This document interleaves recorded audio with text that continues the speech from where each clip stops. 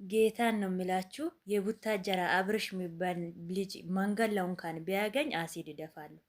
ሳልጠራጠር ሳላስብ አሲድ ይደፋሉ። ሳይሞት ሳይኖር በህይወት እያለ እየተቃጠለ እንዲኖር አደርጋለሁ። ለምን 20 ዓመት አልታሰርም? እንደዚህ ሆኜ ለህዝቡ ምንድነው እያስተላለፈ ያለ? ምንድነው እያስተማረ ያለ? ሀብት ሲመጣ ቤት ሲገኝ መኪና ሲመጣ ሰው እንዴት እንደ ሌላ ነገር ላይ ሌላ ሰው ጋር እንደሚቀየር ነው እንደ እያስተማረ ያለ። ሴቶች እኮ ወዶ አይደለም ሀብታም ወንድ ነው የምናገባው ደሃ ወንድ አናገባም እያለ ያለ። ትላንት ያሳለፈ ነገር ትላንት የነበረ ነገር ሁሉ ረስቶ እኮ ዛሬ መኪና ቤት ተመክቶ እንዴት እንደሚሆን ሩትዬ የኔ እናት አይዞሽ እሺ። እኔ እኮ እነ ትክክል በጣም አሳፋሪዎች በጣም ጨካኞች ናቸው የምለው በምክንያት ነው።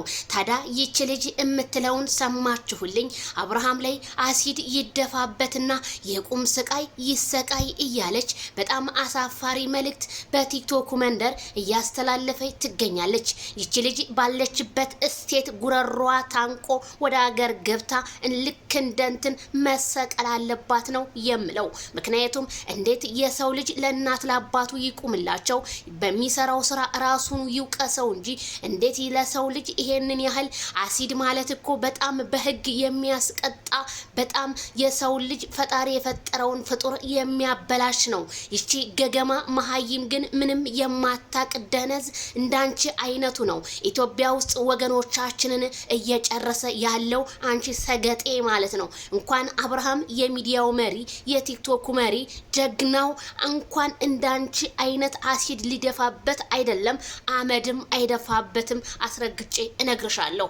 ታዲያ ይሄንን ስትል ሩታ ደስ ይላታል ወይ? ቤተሰቦቼ እነ ትክክል እኮ በደንብ አድርገው አይናቸውን ጨፍነው ነው የሚፈርዱት ስላችሁ እኔ በጣም አስረግጬ ነው። ታዲያ አብርሃምና ሄርሜላ አቤላ ብሩካዬ ወደ ኤርፖርት ቦታ ላይ እንደደረሱ እንግዲህ ከዛም ላይ የሆነ ነገር እንደገጠማቸው ነው እንግዲህ የሰማነው ማለት ነው።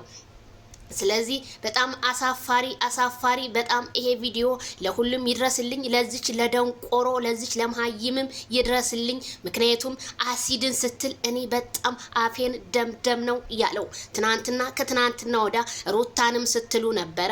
አሁን ደግሞ ተገልብጣችሁ አብርሃም ላይ አሲድ ይደፋበት የምትሉ ወረበላዎች ሁላ እናንተ ባላችሁበት እስቴት ጉረሯችሁን መያዝ አለበት ስል እኔ ዜድ ሾው ከዚሁ አሳስባለሁ።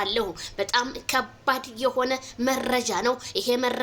ከነፎቶዋ ከነምናምኗ ይዘነዋል። ማንም ሰው እንዳያጠፋው ለታሪክ ይቀመጥ እላችኋለሁ። ይቺ